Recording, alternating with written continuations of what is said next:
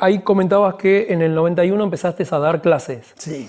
¿Cómo fue ese paso de haber sido alumno mejor dicho, de haber sido alumno y haber recibido las enseñanzas, a tener que pararte del otro lado y ser vos el que imparta las enseñanzas a los alumnos? ¿Cómo fue? ¿Cómo viviste ese cambio? Yo la verdad que lo fui viviendo como una transición muy paulatina por este tema que te comentaba de que empecé a ayudar a mi profesor, claro. Empecé a dar clases, después mi profesor tuvo que dejar, quedé yo con estas cuestiones y lo fui viviendo, es decir, daba clases pero seguía con mi entrenamiento, mi competencia, entrenamos con amigos. Obviamente me dejó muchas enseñanzas porque por ahí cuando uno es joven, tiene otra vehemencia, cree que las cosas son mucho más, tienen una forma determinada, entonces uno busca eso.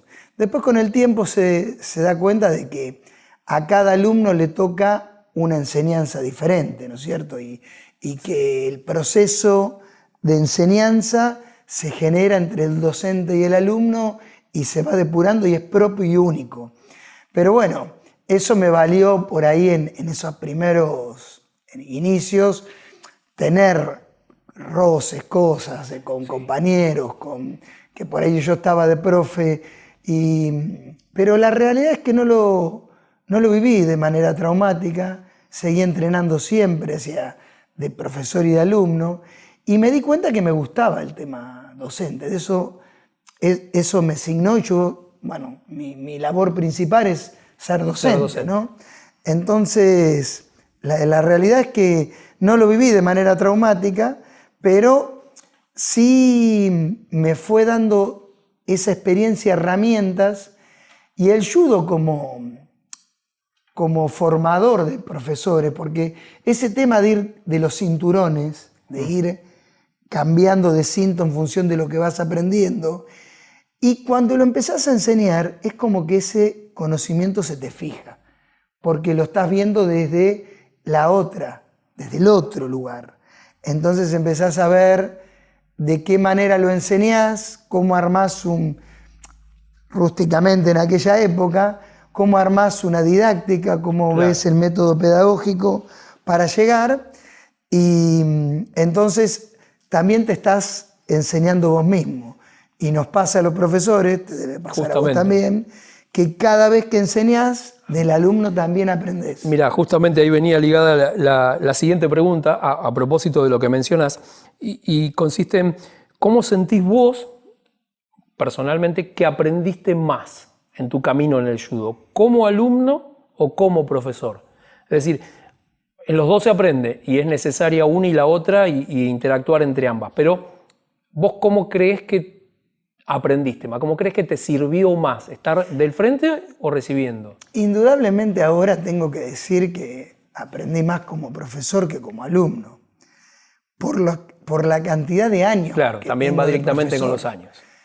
Hace más de 30 años o 35 años que doy clase, no puedo decir que me consideraba profesor en aquella época. En aquella época, claro. Hoy tengo otras herramientas y desde hace unos años, pero el tema es que uno pasa por la escuela primaria, por el secundario, por la facultad, pero yo siempre digo que en el lugar donde más aprendí es en el judo. Y tuve la suerte de tener maestros japoneses que vinieron de Japón directamente, y profesores que eran alumnos directos de japoneses, y por ahí nosotros, cuando yo era chico, tenía que viajar para aprender un kata, que es una forma pura, ir a ver a maestros y volver y tratarlos de volcar en el dojo nuestro. Entonces todo ese proceso siempre fue muy bueno, porque la realidad es que como profesores nunca dejamos de ser alumnos, porque siempre aprendemos. Entonces es un proceso que no termina nunca, así que realmente creo que indudablemente uno aprende más como profesor, aunque siempre digo esto, ¿no? Los docentes muchas veces no somos tan buenos alumnos. cuando otro nos quiere enseñar con su didáctica, porque es como que queremos sentarnos en la comodidad. Entonces yo contra eso peleo todos los días. Trato de actualizarme, trato de ver la óptica diferente, de cómo se puede hacer de otra manera, porque cuando uno dice, bueno, esto ya lo hice, bueno, pero si nosotros enseñamos como aprendimos, nos comimos 50 años de didáctica y de pedagogía y de avances. Entonces creo que por eso tenemos que estar siempre aprendiendo. Siempre aprendiendo, y bueno, y los años van cambiando y se van actualizando un montón de cuestiones, independientemente de lo tradicional que nosotros podamos ser en la enseñanza. Claro, porque cambian las cosas, pero también los momentos de vida, los momentos históricos, los momentos de los chicos, cómo está la sociedad, cómo la sociedad recibe lo que nosotros hacemos, nuestra percepción de las personas. Entonces, todo eso se va modificando y obviamente te cambia la forma de enseñar. Sin duda, sin dudas. Fernando, recién en un momento nos comentabas de profesores que vinieron de Japón, que practicaste con profesores de Japón y con alumnos de profesores japoneses. ¿Tuviste la posibilidad de viajar a Japón a entrenar? Sí, en el año 2010 se hizo el Campeonato Mundial en Japón y nosotros fuimos, yo estaba de técnico de la selección en ese momento, previo a los Juegos Olímpicos del 2012, y fuimos a entrenar a una universidad en Katsura y después fuimos a Tokio. Y en Tokio tuvimos la oportunidad de estar en el Kodokan, que es la primera escuela de judo, que se fue mudando y ampliando. Es una escuela que tiene varios tatamis. En cada tatami se da una de las especialidades de judo, es decir, o la lucha de pie, o la lucha de suelo, o los katas. Entonces, bueno, tuvimos posibilidad de estar trabajando ahí y la verdad que fue muy, muy enriquecedor. Uno siempre está en contacto con la cultura y de hecho yo convivo con muchos amigos míos que son hijos de japoneses de las colonias Urquiza, que están acá cercano, y entonces el ir era un poco confirmar todo esto que uno iba aprendiendo toda la vida, ¿no? Saber si era lo que uno estaba haciendo acá lo mismo que se hacía allá. Sí, claro. Nos ha pasado a todos lo mismo. Mira, ahora me llama un poco la atención algo que mencionaste hoy al principio y recién también. Hoy temprano mencionaste armas dentro del judo y ahora especialidades. Contame un poquito de eso. Sí, porque el judo, digamos, básicamente es una lucha, ¿no es cierto? Y lo que más se conoce es la parte deportiva, por justamente la inclusión en los Juegos Olímpicos en 1964, en los Juegos Olímpicos de Tokio también, y justamente igual que los últimos, ¿no es cierto? Que el judo entró como deporte de exhibición y quedó solamente el judo masculino. El femenino se incluyó en las Olimpiadas de Barcelona de 1992. ¿Sí?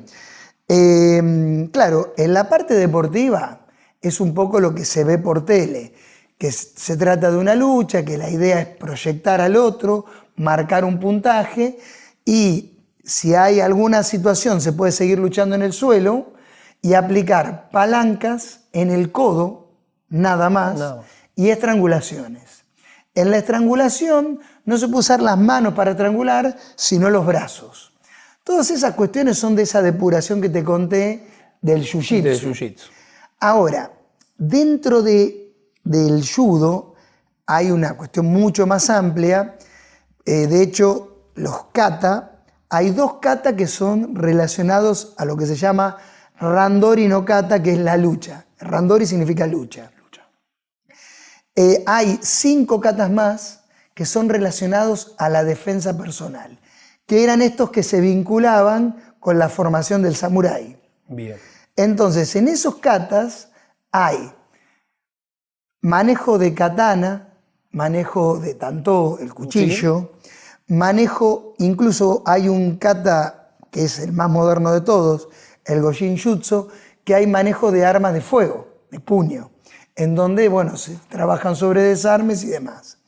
Dentro de estos katas también hay ataques de golpes de puño, de patadas, que no son lo convencional que se ve en la tele del judo, porque siempre se refieren a la parte deportiva. Ahora, para las graduaciones más altas, nosotros siempre hablamos de que primer y segundo dan son instructores.